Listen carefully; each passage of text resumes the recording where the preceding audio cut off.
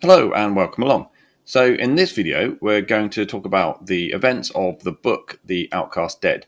Now this is probably one of my favourite stories within the Horus Heresy. I'm not really sure why, but I think maybe it's because it's like many of my favourite films in that it's a very small group of characters that you follow through a specific mission where you get a lot of character development and you really get to see the nitty gritty of the Imperium, where you really get to know those characters, and you also get to see another side of the universe in which it's set. So in this case, obviously, the Imperium of Man in the 40k universe. You get to see all of the bad sides of the Imperium, or the underside, even the Imperial Palace itself and the surrounding areas, just how varied the lives of the people on Terra are during this time. You get to hear about some of the more obscure parts of the Imperium's administration and specialized troops and secret locations and so on that are on Terra that you don't really hear about in most of the stories, which are of course set out in space, often many light years away from Terra, and are often focused around a relatively simple story and deal with large-scale battles. This story, The Outcast Dead, is really about the nitty-gritty of a small group of people trying to do what they perceive as the right thing, while other small groups of people are trying to stop them or interfere with what they're doing because of their own motives. And you get to see good people, bad people, on all sides and all of the different groups trying to do things for the right reasons, the wrong reasons, etc., and how that all interplays. And really, that kind of story really helps to expose the real breadth and depth of the 40k universe. So the story really centers around the small group of people known as the Outcast Dead, and these are Astartes from traitor legions who have been imprisoned on Terra for nothing more than being a member of a traitor legion. They haven't actually done anything wrong themselves individually. In fact, they've been some of the most loyal servants of the Imperium for their entire lives, but because they belong to a traitor legion, the decision is made at the beginning of the heresy that they should all be put in prison, just in case, because you can't really trust them. If their Primarch's gone traitor, you can't possibly trust these people because they could turn at any point. This is particularly unfair on these people because the reason they're on Terra is because they have formed part of this honor guard known as the Crusader Host, whose job it is to kind of represent their legion on Terra and form a kind of perimeter guard to the Imperial Palace. This is one of their duties. They kind of patrol the perimeter, although that's kind of secondary because, of course, the custodians are there to do that. And there's various human forces, that are elite human forces that exist around the Imperial Palace of specific jobs of guarding areas and so on. So this group of, I think it's about roughly 30 Astartes, don't really add much in the way of guarding such an enormous space. And yes, of course, they're an elite force. They can do more than the humans can, than these even elite, highly trained specialist human soldiers that are available to protect the palace can do. But they can't do anything near what the custodians can do, who exist in the thousands and are even better on an individual basis, of course, and are specifically created to be bodyguards. So they are always going to be better at this than 30 Astartes. So their role is really more symbolic. It's kind of like each legion leaving a part of themselves on Terra. They can kind of act as like a voice for the legion on Terra, but that's not really what they do. They're not really as ambassadors or anything like that from their legions or from their Primarch. In fact, in many cases, they have almost no contact with their legions once they become a member of this Crusader Host. In fact, some members have been there for like 100 years and without any contact from their legion. And it seems very strange, but it seems to be the case that their legions kind of forgot about them once they send them there, or at least in most cases. And in many ways, it feels a bit like an exile to the members of the Crusader Host, that they've been rejected by the legion for some reason or other, by their Primarch, and that they've got to serve this as some kind of penance. Now, some members of the Crusader Host will rotate in and out, and they'll be there for a few years, maybe a few decades, or in some cases, and be brought back, and then other people will take their place and so on. That's kind of more how it's supposed to work. You do a sort of a short stint as a member of this honor guard as just to represent your legion, and you go back, and that's great. But for some of them, it does seem to be like they've been put there just to get rid of them. So the members of the Crusader Host have quite mixed feelings about their own legions, their own Primarchs, and about their role on Terra, etc. And it even reflects on their feelings for the Imperium and the Emperor, etc. because they do feel kind of like they're being wasted and being insulted in some way. So now, although many of them aren't particularly happy with being in the Crusade host, things are ticking along normally for them. They're living their lives, etc., doing their duties. They're probably mostly hoping they'll get the call to come back to their legion at some point. And then the heresy kicks off. And the people on Terra have to make a decision what they're going to do with members of Traitor Legion. And so Constantine Valdor decides, well, we're going to put them in prison. Now, obviously, his primary job is to protect the Emperor. So any potential threat to the Emperor, he will address with 100% prejudice. But he doesn't see things in grey areas. He is like, you could be a threat, right? Therefore, you are a threat. Therefore, I will act accordingly. Into prison you go. And to be honest, they were probably lucky they got put in prison, because he probably was thinking, should I just kill them? Because that's how extreme he can be when he thinks something might be a threat to the Emperor. And I suppose you could argue, well, that's understandable given his job. Of course, you'd like to think there were other people around to maybe add some bit more reason into that. These people could be really useful to us because they're probably pretty loyal. They've proven themselves over decades of time, in many cases, some cases centuries. Should we really turn on them this quickly? Just put them in prison kind of forces them to be our enemies. But there wasn't really anyone who could argue that case for them at the time. And so into prison they would go. Now, of course, getting 30 Astartes into prison is not an easy task if they decide to resist. And they do decide to resist. So there is a considerable battle where a sort of a ragtag group is put together quickly to go and round up these 30 Astartes and get them put away. And this force numbers in the thousands. Elite members of the Imperial military, members of the Black Sentinels, who are these kind of elite human soldiers who wear black carapace armor, where they get their name from, and they're responsible for protecting parts of the Imperial Palace, particularly to do with the astropaths. And as well as this, there are other units that happen to just be on Terra at the time that can be called upon. And there's the Custodes. Only a small force of Custodes is available because they're very stretched by mainly by the events of Magnus's intrusion into the Imperial Palace, which has caused this demon attack down in the dungeons, and also the response to Magnus, where Custodes sent a large force with the Space Wolves to try and bring Magnus back to face justice. So the Custodes are stretched thin, and they have to rely on these human forces to help them to bring in these 30 Astartes, who they feel are likely to be traitors. So essentially they surround them in their barracks and they demand that they surrender themselves. Now, of course, this immediately makes the Astartes think, what the hell? We're obviously not traitors, we're loyal people. We didn't even know about any of this. And now you're suddenly revealing this to us. That's obviously put them into shock. They're angry. They can't really believe it. Many of them are like, well, my Primarch would never turn traitor. My brothers would never turn traitor. Of course, many of them haven't had much contact with their legion, as I said, so they don't really know where their legions have gone, where that path that their legions have taken over the last few decades, where many of them have started to show obvious signs of heresy and a drift away from the Emperor, and in fact, in some cases, within the legions are openly hostile to the Emperor. So they find it hard to believe, and in many cases, their immediate loyalty is to their Primarch. So that when someone starts bad-mouthing their Primarch, they are like, well, you're obviously the enemy then.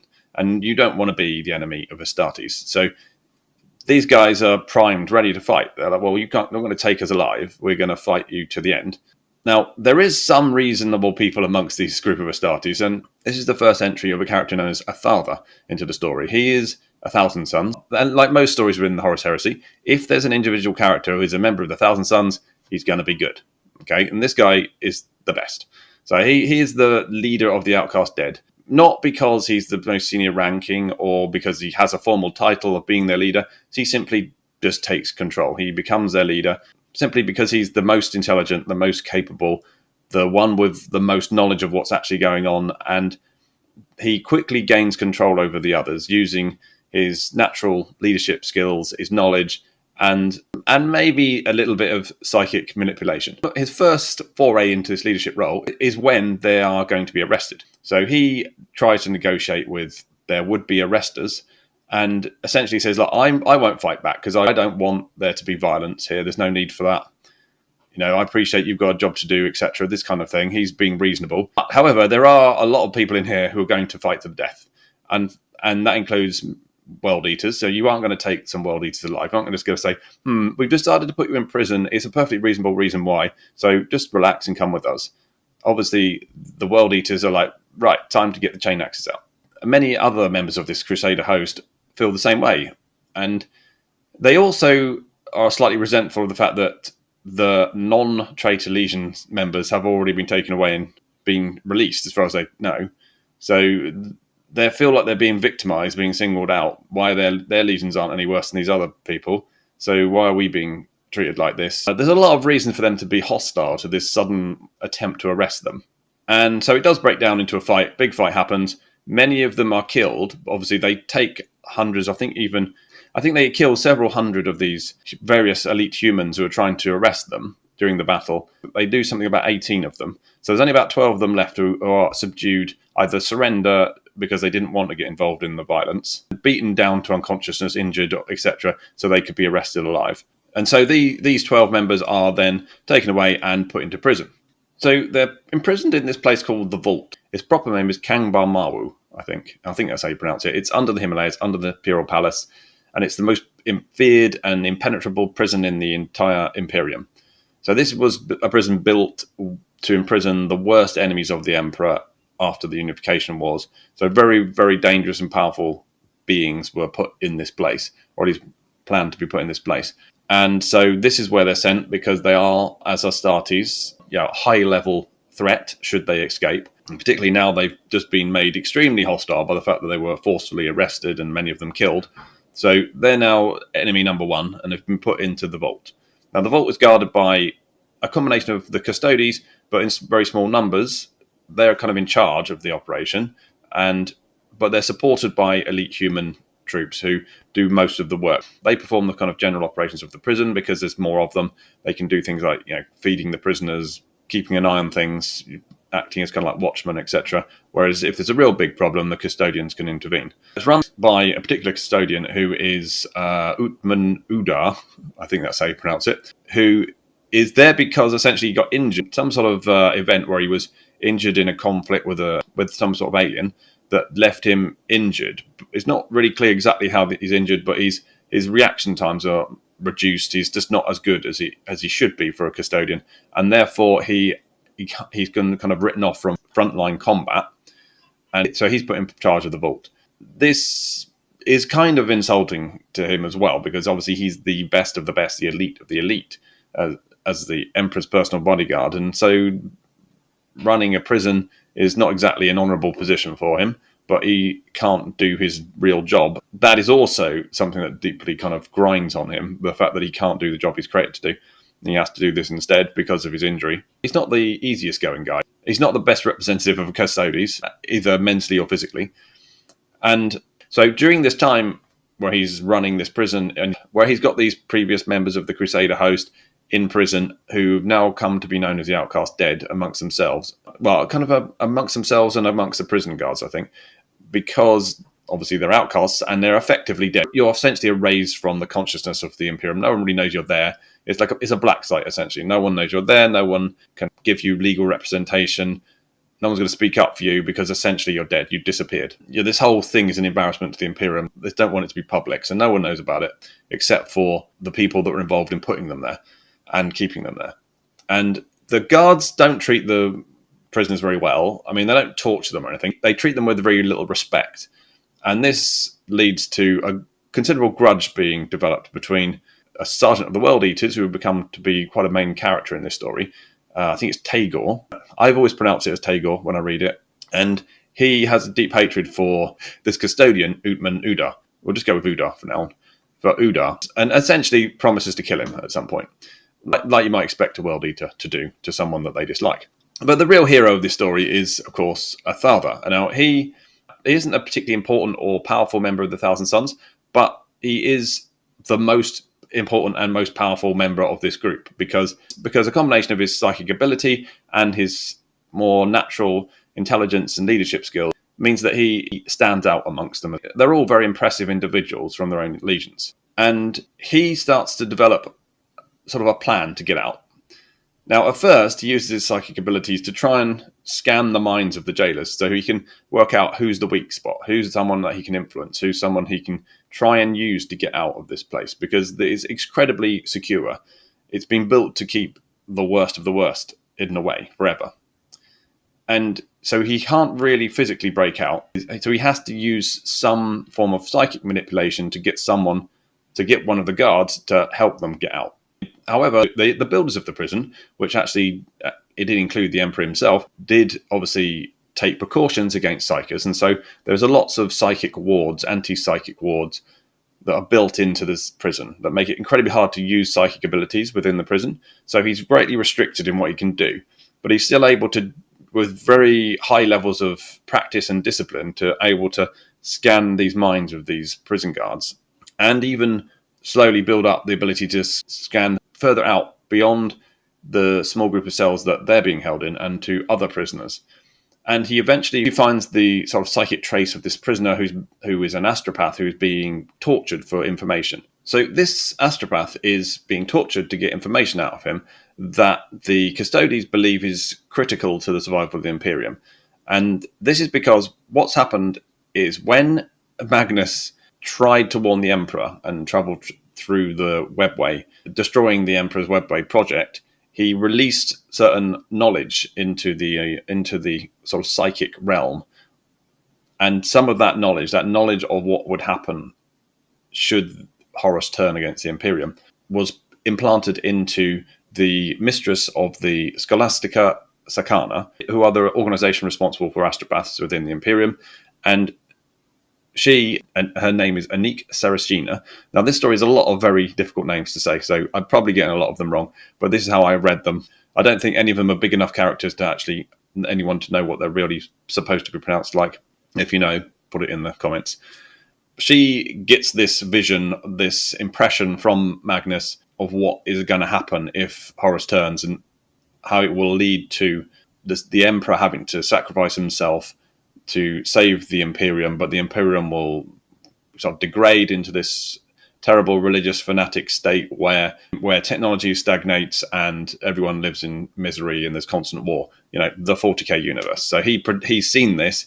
He passes it on to her, not deliberately. She's a powerful astropath, so she picks this up. It's so much raw energy of the warp that it kills her. But before she dies, she passes it on to another astropath, who is Kai Zulain, who is an astropath who happens to be there because he's kind of a failed astropath.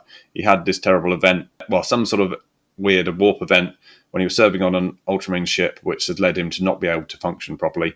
And he happens to be in the area, so she passes it on to him. He does survive because it's being sort of mediated by her, so he's not just getting blasted with the full power of the warp. And people find out about this, so the custodians arrest him, take him to this prison, to the vault, to interrogate him, to try to extract what's in there. Because they know that something's important in his brain, some knowledge related to the heresy, but they don't know what it actually is. They have him in a cell, they're torturing him, and Atharva picks up on this, starts to understand a little bit more about the situation, and he realizes that this guy is important and that he needs to be released from the prison. At this point, it's a bit hard to exactly tell what Atharva's motivations are, because it seems like at first he's just trying to put together an escape plan. You know, it's a prison break situation. There's a group of people in prison, they come together to help each other because it's mutually beneficial to get out of prison, and that's what it's all about, just escaping prison. It actually seems to change over time, where the mission is more about saving this Kai Zulan, but it's not clear that anybody else knows this. And it does seem retrospectively that, in fact, it's always Atharva's plan is just to get Kai Zulan out. He knows that it's critical that he gets out to pass this information on to the Emperor, but he never really reveals that to anyone. So you could argue that he doesn't actually think that, but I think his actions throughout the events do prove that that is the case. Now, due to the warp being very fickle, events in this book are slightly mixed up. So we know that Magnus tries to warn the Emperor before Horus turns traitor. However, Magnus arriving through the webway and emerging into the Imperial Palace, doing all that damage, and a lot of the sort of psychic aftershock, etc., happen over a long period of time, are spread out, and don't exactly match up chronologically with when Horus actually does turn traitor or is revealed to be a traitor. So the news of events is very mixed up, which adds to all the confusion of why people don't believe things when they seem to be obviously true, or why certain events have effects on other events, which don't really make sense. Basically, it can all be put down to the warp is weird. Okay, time is different in the warp, and the effects of things that happen in the warp are different, will come out at different times and so on. The effects of Magnus's arrival and terror both puts the information about the end of the Imperium into the mind of the astropaths. It also, much later on, has this effect of damaging the psychic wards of the vault, which allow Atharva to express his powers more forcefully. So he uses this moment of opportunity when the psychic wards are weakened to escape, even though the only reason he's in prison is because the Imperium does know that Horus has gone traitor, which happened, I think, something like 2 years after Magnus actually came to Terra. Chronologically, this doesn't make sense, but it does make sense when you factor in the weird effects of the warp. So what does he do? Well, first of all, he has already identified the weak spot in the guards. So he knows that one of the guards, a member of Euralian Stormlords, has doubts about his role in this. He wants to leave the military and go and take care of his family. So Atharva uses that to implant this idea that if he just kills the Custodes, he'll be able to leave and go and look after his family. That's an illogical belief, but he is able to implant this idea that, I know that makes sense, that will work, that will release me from my duties here. As him and his fellow jailers are feeding the prisoners, he uses his plasma gun to shoot one of the Custodes through the stomach, and he kills him instantly. It's close range, obviously he's not expecting it because he's one of his own people, he's from behind, dead. He just kills him dead without him being able to react. So of course the moment he does this, Uda, the other Custodes, the head jailer, kills him instantly because, you know, even though he's an elite human soldier, he's obviously nothing compared to the power of a Custodes, even one who has this kind of weakened state because of his injuries. But Atharva obviously is ready for this and has already implanted into the minds of the other jailers this idea that, well, this guy's attacking you, he must be the enemy. So they start attacking him. So you've got this fight now between these other jailers, the Euralian Stormlords, is human, no less elite humans. They have very good equipment, very good training, etc., fighting this one Custodes who is not particularly capable for a Custodes because of his injuries.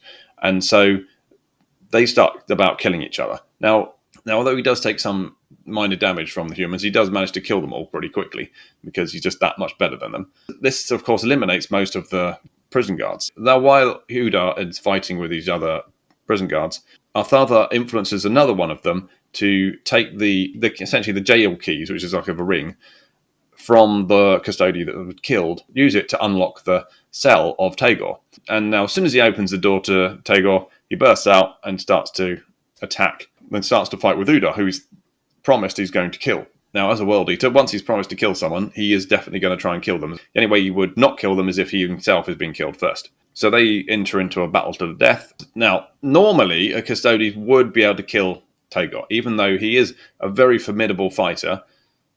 He's a veteran sergeant of the World Eaters. He's lived well over a century. He's gathered enormous amounts of combat experience, but he's still not going to be able to fight a Custodes in a one-on-one battle and win, especially in this situation where he has no armor and the Custodes is fully armored. So it's a major mismatch normally, but the Uda has taken some damage from the human jailers, and he also has this illness, this disability that has slowed down his reactions, etc., made him not as capable as he should be.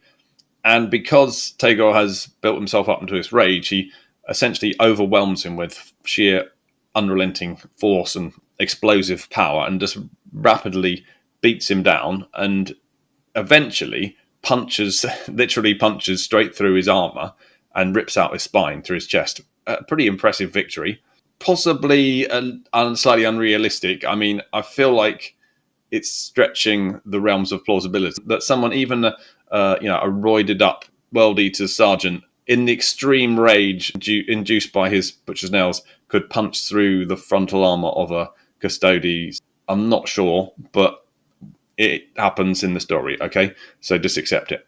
Anyway, so he kills him, obviously. You can't survive having your spine ripped out through your chest. So while this is going on, Atharva has scanned the other prisoners and decided which ones are going to be useful for him in this jailbreak. So he doesn't just break out all of them.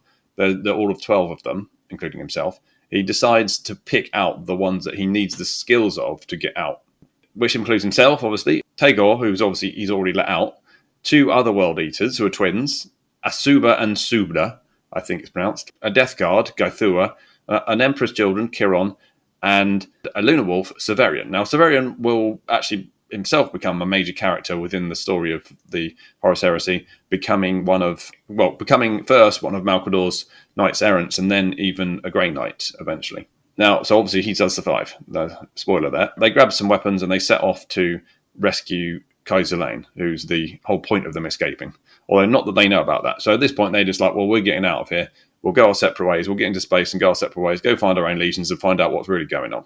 Now, Atharva has also taken the head off of Udar, the Custodes, because he needs him for certain doors are activated by voice activation. So he uses his head to recreate his voice. And he also takes all of the information about the vault out of the head of this Custodes. So he has all the knowledge of the passwords and the plans, where people are stationed, all those kind of things. Everything you'd need to know to escape. So he has this perfect escape plan now. So even though this place is essentially impossible to escape, it actually isn't if you are the person that runs it. And so Atharva effectively has all the knowledge of this person. So it's actually relatively straightforward. He and the rest of the Outcast Dead go grab Kaiser Lane, fight their way out, avoid most of the difficult parts because they have all this knowledge, escape to a shuttle bay, and take off trying to find a way to escape from Terror itself. They are now pursued by interceptors that get sent out after them because the alarm has been raised and people know they're trying to escape. And so their shuttle would be shot down because it's not superior to these high performance interceptors that are sent after it. But Atharva again uses his psychic abilities to save them. He interferes with the minds of the pilots who are following them. He helps to predict the path needed to escape. He moves it out of the way of shots and things like this. And eventually they escape, sort of, but are damaged during the escape. So the ship sort of semi-crashes into the sort of outskirts of the Imperial Palace. This is known as the Petitioner's City. And this is essentially a massive slum where people from all over Terra come to try and get into the Imperial Palace, but they're never really let in. Very few people who come to the Imperial Palace trying to get in, trying to get some sort of audience with people within the palace, actually get let in, and so they kind of assemble all around the edges. This becomes known as the Petitioner City, and it was the worst kind of slum kind of environment you can imagine, run by gang lords. There's no real infrastructure, there's no proper building. It's all just kind of cobbled together from waste. So you can imagine many of these shanty towns that exist in sort of the most deprived parts of the world. It's something like that. And generally, obviously, when people have such terrible conditions, crime is endemic and disease is endemic, and so it's a terrible place. So they've landed in this place, and they know obviously there's going to be forces sent to recapture them very soon, so they have to hide. But they also have an injured member. So Gothura, the Death Guard, is badly injured in the crash, and he gets like a piece of metal shoved up through his chest. Now he isn't a star, and of course a Death Guard at that, so he is able to endure to some extent. So he doesn't die instantly. He is in a very bad way. So they try to find some help for him because they have already kind of built this camaraderie with each other. You can see already these Astartes who they all come from different legions. They have a lot of distrust for each other. They even think, well, maybe the others are traitors. I'm not a traitor, but they could be. So there isn't a great deal of reason to trust each other, but they decide they can't leave this guy behind because he's one of them now. And so their honor makes them go and find some help for him. Now, eventually they do. They find a sort of a low-level medical practitioner who helps them out. They can't really do much for him, but he does what he can. But at this point, they're attacked by the local gang. Unfortunately, the local gangs aren't just normal humans. They're actually Thunder Warriors. So the Thunder Warriors, when they were sort of end of the Unification Wars, some of them actually escaped. Some of them survived and hid away amongst the human underworld. And their leader became essentially the crime boss of the Petitioner City. And he has some of his former comrades as his gang members, as well as some human members. And they run this crime syndicate in the outskirts, the edges of the Imperial Palace, where essentially they're doing it to survive. They have to stay hidden, but they need resources, obviously, to survive. So this is the way of doing it. But two, he has this plan to try and save himself and the other Thunder Warriors from their genetic flaws. If you don't know, the Thunder Warriors' main flaw was that they had this rapid degradation. They couldn't survive very long. Unlike an Astartes who lives for very, very long time, much longer than a normal human, perhaps infinitely, we don't really know. Thunder Warriors live a very short amount of time. They essentially live a few years. They fight really hard. They're strong. They're powerful. They're extremely violent. But they have this kind of rapid mutation effect that is kind of like an out of control cancer that leads to them falling apart physically. It also leads to them having these massive outbursts of random violence where they'll even turn on each other, and they don't really know what they're doing. They relive old battles, etc. All kind of a descent into madness. This happens quite quickly. However, it doesn't happen evenly across all the Thunder Warriors, and so even though these Thunder Warriors have lived quite a long time since the end of the unification they're still alive. So it's not like 5 years in you die as a Thunder Warrior. It's just these Thunder Warriors have lived for I think would be something like 2 centuries by now. It's not a guaranteed short life, but it's just much higher probability of it. But he also knows that he will eventually succumb to this, and so he's trying to find some sort of cure, some sort of way of helping himself, mostly himself. It's hard to tell how much he really cares about the other Thunder Warriors, but certainly the other Thunder Warriors believe he's going to help them as well. He's made himself into some sort of expert in genetics by this time, after centuries of trying to cure this problem. And he has probably helped to keep himself and these other Thunder Warriors alive with his experiments and so on, but he hasn't properly found a cure. And so he sees these Astartes as a chance, because he thinks if he can get hold of their gene seed, he can use that technology to sort of reverse engineer what the Emperor did to create Astartes, and then use that cure himself and the other Thunder Warriors. And he may well be right in that. So he sends his gang after them, not because they're just people in his territory he wants to extort or punish or expel, but because he specifically after their gene seed. So his guys turn up and they threaten the Astartes and basically say, we need one of you, we need your gene seed. But obviously the Astartes immediately are like, well, I don't care who you are, we're going to kill you. And so a fight ensues. Now, the fight actually goes mainly in favour of the Astartes, even though they're outnumbered. And as is relatively well known, Thunder Warriors are actually stronger individually than Astartes. But Astartes are better as soldiers. They fight better as a unit. They're easier to produce, etc. There's various reasons why the Astartes were favoured over the Thunder Warriors. But in this battle, these group of Astartes aren't just average Astartes. They are, each of them, very impressive individuals within their own legions. And even though there's only a small group of them, there's 7 of them, one of them is essentially mortally injured already.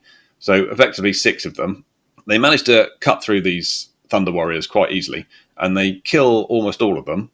I think there's ridiculous. I think there's quite a large number of them. There's probably like 20 or 30 of them.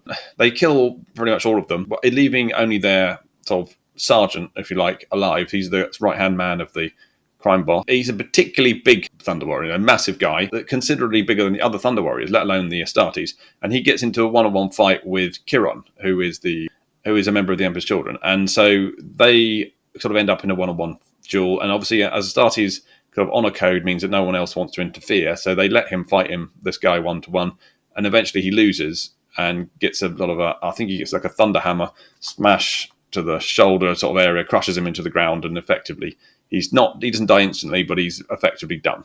He's about to finish him off when his friend Gaithua, who is they bonded over this time, the Death Guard intervenes. Now he obviously is already mortally wounded with this chest wound from the crash, but he is so strong and so durable that he's able to still grab a hold of this thunder hammer that the Thunder Warrior, there's a lot of thunder in this, he's got about to smash his friend with and stop it.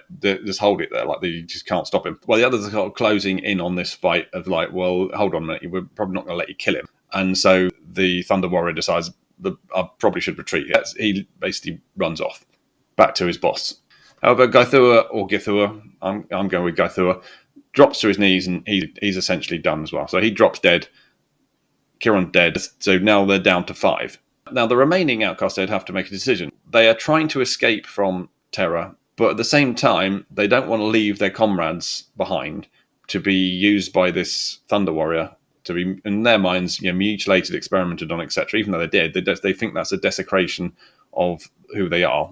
And their honor code means that they can't let that happen. So they decide to find somewhere where they can burn the bodies. And they get told about this place. It's the temple to the Emperor. So it's a place where the worshippers of the Emperor meet and have secret meetings. Of course, it's still illegal to worship the Emperor at this time, but they are known within the Petitioner city. People know of it. People go there. So it's not being very well policed because it's outside the city limits, and the Imperial forces very rarely go into this place because it will just basically cause riots if they ever do. And so the locals tell them, this is where you go. and they've got the ability to incinerate bodies because that's what they do with their own dead. And so they head off there to try and take these two comrades to be incinerated, and then they'll leave after that. However, they are being pursued by a hunter, Nagasena. Now he is essentially an independent kind of contractor, I suppose. He works for the Sun and Sisters in hunting down psychers, but he also seems to do various jobs for Malcador. He just basically specializes in finding people. He's somewhat like a bounty hunter, but he doesn't really get paid. He kind of just gets told to do jobs, and then he goes back to his little house in the hills where he spends most of his time when he's not hunting someone. So he's extremely good at hunting, but he also quite reluctant. He doesn't actually enjoy doing it. He's a very conflicted man. He doesn't really like what he's doing, but he feels like he has to do it. He is loyal to the Imperium. He does follow orders that he gets, but he doesn't agree with them. He almost never seems to agree with who he's hunting. So anyway, he's been given the job to track these guys down. So he's on their trail and is being a great hunter as he is. He's very close by. He manages to track them down to this temple. But at the same time, the crime boss, who was a Thunder Warrior, gets told by his right-hand man what's happened. And so he also goes to find them, and thinking that it's his last chance to get hold of some gene seed. So he's kind of well, I'm going to do it myself. So he goes personally to find them. So they all turn up at roughly the same time at this temple, which is further complicated by the fact that the temple has some sort of demon living within a statue that is being drawn there by all of the worship and the suffering and the pain of all the people who go there because of the desperation, all the dead people that have been brought there and so on. So it's living within this statue and is trying to emerge but can't quite get out. And you have this crazy preacher guy who runs the place, and you have this ex-navigator who turns out was actually the navigator on the ship that Kai Zulain was on as an astropath, and so knows him already and knows what actually happened on the ship. And so they all meet up at roughly the same time. So the outcast dead go in to the temple, meet these people. Kai Zulain is briefly reunited with this navigator that he knows, and they take the bodies to go and be incinerated. But just as they do this, the two Thunder Warriors turn up and enter the building. And Nagasena and his troops, he also has a large contingent of Black Sentinels. These troops commanded by, I think it's Major General Golovko, who's a bit of a twat and is generally always wanting to do the wrong thing, whatever the situation is.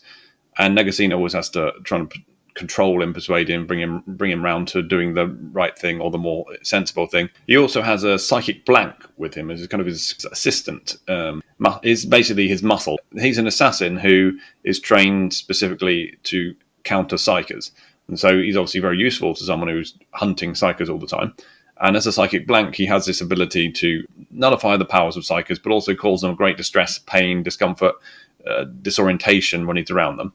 And so Nagasena has set up a sort of a cordon around the temple and has blocked off anyone getting in and out.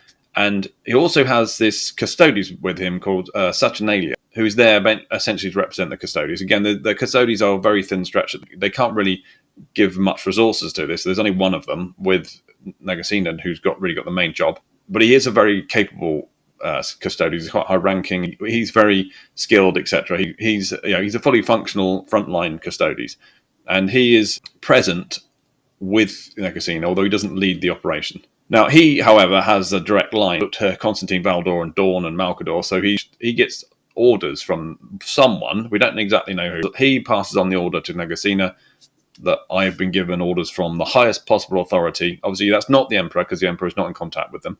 But it could be one of those three, that nobody in that temple gets out alive, basically. So they've been told to kill everyone in the temple, regardless of why they're there. Members of the Outcast Dead, gang members, but also all of the normal people in there, because at this stage, it is still illegal to worship the Emperor anyway. So technically, they're all criminals. So they've just been told kill everybody, because they don't want any of this information getting out. They don't want the knowledge that the Outcast Dead even exists getting out, let alone what knowledge this Kai Zulain may have in his head getting out. So again, Nagasena doesn't want to do this, but he accepts that this is the orders, so he has to do it. So he has to follow through with it. And so just as the two Thunder Warriors, which I believe it's Babu Dakal, who is the leader of the Thunder Warriors, and Gota, who is his right-hand man, enter the building and start to talk to the Outcast Dead, because at this stage it's unlikely they'll be able to beat them. they decide to negotiate to try and get these bodies, because they know that they've got dead comrades. They think, well, if I can just take one of those, I can use the gene seed. She tries to justify, why he should get one. During this process, the Black Sentinels attack, and they sort of burst in, sort of special forces style, rappelling from the roof, shooting people as they come down, smoke grenades, etc. You get the scene. And they just start killing people. So they're killing people anytime they see anybody. Their orders are to kill anybody in that building. So they don't need to differentiate civilians from the outcast dead. They're just shooting anyone that gets in their way. And mostly, obviously, that is going to be civilians, because there's quite a lot of people in here who have come either to worship or to receive food or medicine, this kind of thing. So they're just getting mown down. Now, of course, the outcast dead immediately start to fight back, because they are under attack. That's their Astartes. Their first reaction is always to defend themselves if someone's attacking them. And particularly as 3 of them are World Eaters, they instantly go into combat, start cutting down these Black Sentinels as they attack them. And they're chopping through them pretty easily, because even though these are elite human soldiers, against a frenzied World Eater with a chain axe, they aren't going to last very long. Against 3 of them, they aren't going to last very long at all. So now on top of this, Athartha is obviously using his psychic powers to protect himself and Kai Zulain, and to generally fight off these Black Sentinels. Now, during the confusion, the Thunder Warriors disappear. Now, later it will turn out that they do actually get some gene seed from somewhere during this battle, and they escape with it, and who knows what they'll do with it in the future. Just before this battle starts, Athartha gives orders to Severian, the Lunar Wolf, to go up to the top of the building where there's a shuttle that is based, to get it ready for them to escape from. So he's gone up there, and so he avoids the battle and would later escape from the building in the confusion and disappear into the Petitioner city. Now, of course, eventually he will be found and brought into Malcador's inner circle as one of the knight errants.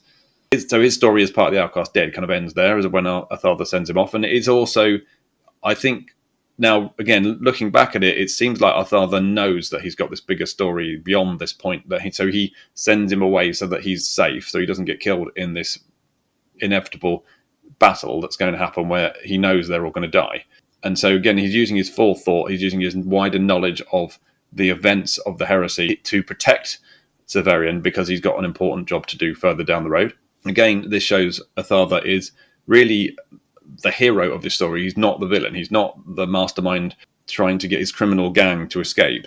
He's just doing whatever it requires to get the right pieces in the right place. So to get Kai Zulain to a point where he can release this information in his head to the Emperor, because the Emperor needs to know this full information that Magnus tried to bring to him.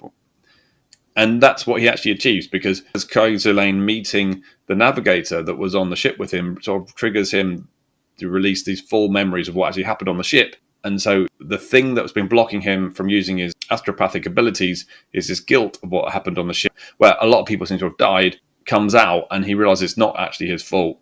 And so he is able to then function normally as an astropath, and he's able to give the information and is locked in his brain to the Emperor, who's been actually probing his mind all the way through these events, right back to when he was in prison, trying to get to him. But because the Emperor is engaged in this sort of epic battle to protect Terra from demon incursion, he isn't able to do very much. So he's sort of subtly working at the edges of this guy's psyche to try and get this information out of him.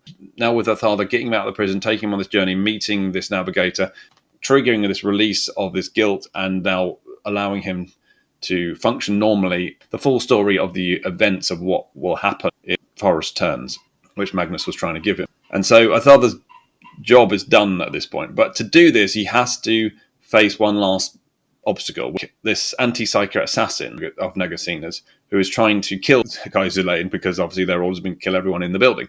And the only way he can do this, because obviously the effect of this null on him is terrible, so he's really hurting him, he's making it impossible for him to do anything really, is he has to go inside of himself and use his psychic abilities to change himself at a genetic level, to remove the psyker gene, essentially. He turns himself back into a non-psyker by manipulating his genetic code, therefore giving up everything that is to be a thousand psyker. He gives up the most important thing about himself, sacrifices that to save Kai Zulain, who can give this information to the Emperor, mimicking Magnus in his attempt to warn the Emperor about Horus and sacrificing himself to do that. And so he achieves what Magnus was trying to set out to achieve in a similar way by sacrificing himself. And that's kind of really the core of the story. And so once he's turned himself into a non-psyker, he's able to fight the assassin using conventional means because he's not overwhelmed by the null effect. And this saves Kaizulain long enough for him to then give the information out to the Emperor. So while this is going on, Tagor has engaged Negasena in single combat. And obviously, Negasena, although he's an exceptionally skilled individual, just stands no chance against Tagor as a veteran sergeant of the World Eaters, and he is very rapidly overcome. And he's about to be killed. He's sort of being held aloft. I can see if you can get him on the camera. He's held aloft by his throat in the air, and is about to be killed. However, because Tagor's got his full focus on Negasena, he doesn't notice that Golovkov is actually targeting him with a plasma gun, and he gets shot through the stomach, instantly dying, and drops Negasena to the floor, who kind of rolls around, unable to do much else. And so now another member of the Outcast Dead is dead. The twins, who have been cutting their way through these Black Sentinels, now come across Saturnalia, who is entered the building and confronts them, and they engage in a sort of a three-way battle. Now, Saturnalia is a very skilled fighter, and he managed to hold them off. Kind of a 2-on-1, he is getting the better of them. They are very difficult to cope with. They're very good at fighting with each other. They're very coordinated in the way they fight, and they complement each other very well in their styles. And so it is a very difficult fight for him, but it is one he's winning. And eventually he manages to kill one of them. But this sends the other one into even more of a rage, who drives him to an unrelenting onslaught of violence that manages to knock Saturnalia down. And he then leaps upon him to deliver the final killing blow, cleaves his head in half, but at the same time is impaled on Saturnalia's spear, and they all die. So all three of them are dead. And it's around this time that Dawn walks into the building. And as he walks in, everyone's just stopped fighting, because, well, basically almost everyone's dead. So calm ensues, and he sees what's going on. He sees Arthada, and he tells them to stand down. But I think Arthada is now the only member of the Outcast Dead that's alive in the room. Obviously, Severian is out there somewhere, escaped. So Arthada is told to stand down. Now, he refuses, and this gives Dawn enough reason to shoot him in the head. So Dawn does execute him instantly, because he won't stand down. Now, why won't he stand down? I mean, he's achieved his mission. He could just stand down and say, look, okay, I surrender, and then try to explain to people what happened and why he did it. But essentially, he doesn't want to at this point. He realizes for the redemption of his legion, for his Primarch, he knows that they've done bad things, and he's had to do bad things to get to this point. So although he was never a traitor, his legion aren't traitors, and Magnus isn't a traitor.